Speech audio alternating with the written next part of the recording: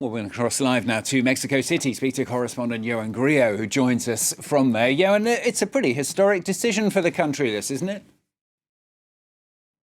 And it's quite an amazing campaign you've seen over the last 16 years. Back in 2007, they first legalized abortion here in Mexico City, in the capital.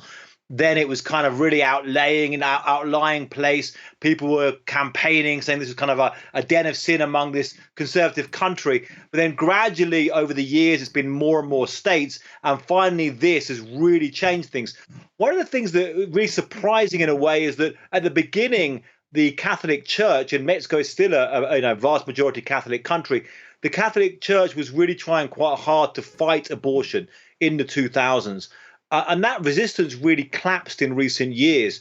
Politically, even the kind of socially conservative party doesn't really run on socially conservative issues anymore. It's kind of, there was one demonstration against the legalizing abortion that had like 2,000 people, very, very small. So a kind of big victory, a big change. And right across Latin America now, Colombia, Argentina, many countries where it seemed very difficult, a couple of decades ago, it's now illegal. Still some places in Central America holding out, like Nicaragua, El Salvador.